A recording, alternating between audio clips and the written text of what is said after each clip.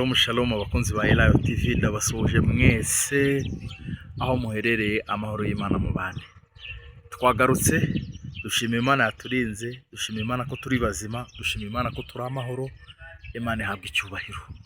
Nyemerera dufatikanye dusenge, tubwire Imana ngo ibane natwe kandi tuyishimire uburinzi bwayo, ubundi iziganze itegeke Kristo Yesu.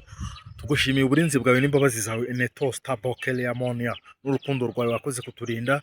Tugushimiye ko turi bazima kandi tugushimiye ko uzagenda ubana natwe uyu mwaka wose. Shirwa hejuru, nyemerera imbaraga zawe ziganze n'umwuka wawe wera tuyobore. Ibitavuga Imana byose Eneto Pestavo, ibyatwibagiza byose nibicacake toka dayimoni mu izina rya Yesu. Umwuka wera tuyobore muri iki kiganiro, ushimwe kujya gutangirana natwe ugasuzanya natwe mu izina rya Kristo Yesu, amen. Haleluya. Ndabasuhuje mwese aho muherereye, abantu baje hano kuri Elayo TV bwa mbere, abatari bakora subscribe muyikore tujye tubana. Kora subscribe tujye tubana mu gihe dushize ibiganiro. Katwihutere n'ikiganiro cy'uyu munsi. Hari abantu barota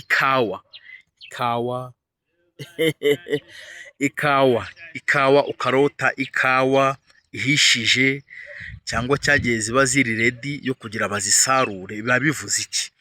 Cyangwa ukabona uri kuzisarura. N'abantu barota ibipapayi, amapapayi mukabona muri kuyasarura. Ibyo biba bishatse kuvuga iki?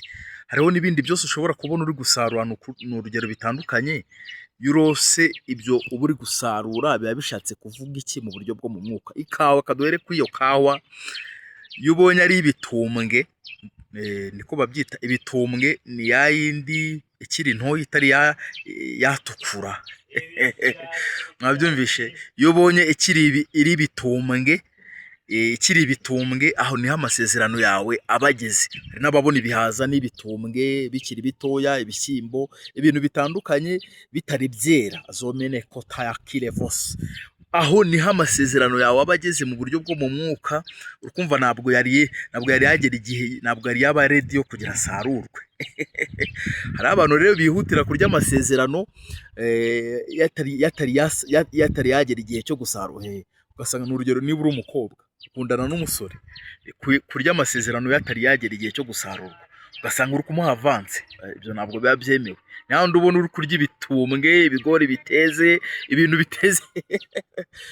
Ibyo iyo ubonye uri gusoroma nk'ibyo biteze, nicyo biba bivuga. Imana ibishaka kukubwira ati amasezerano yawe yategereze kugeza igihe azasarurirwa n'Imana. Ubone bihishije, aho niho biba byemewe. Mbese hari abantu baba bari kugenda bicira inzira. Iyo uri kwicira inzira rero nibyo ubona uri gusarura ibintu by'ibitumbwe. Tegereza. Iyo uri kubona bihishije, ukabona izo kawa zireze neza zabaye umutuku, ukabona n'ibindi bintu, imineke ni umutuku, kwa kundi iba yahishije ni umuhondo hajya. Ibintu mbese byagiye bihisha. Uri kubona byaragiye bihisha, bigeze igihe cyo kwera, cyo kugira bisarurwe. Aho niho amasezerano yawe aba ari ready yo gusohozwa n'Imana.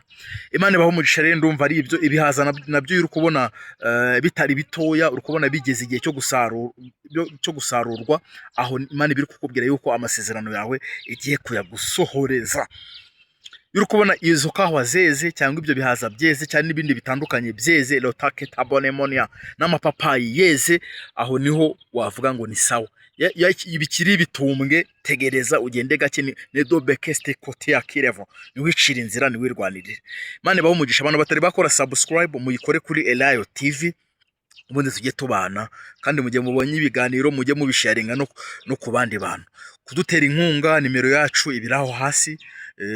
Mu minsi tugiye kuzadukora ibiganiro, dushaka gushira ibiganiro byo guteka no gutumira abantu, tuzakenera kamera.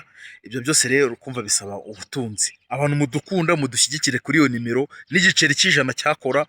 Uko ushobojwe, ntabwo twanga inkunga rwose. Imana ibaho umugisha kandi ikomeze aba bantu Mana batari Enedo Vesta Keta, aho bageze mu masezerano bakomeze, kandi ubahe kuza hatambuka neza, bagere mu byo wabasezeranije.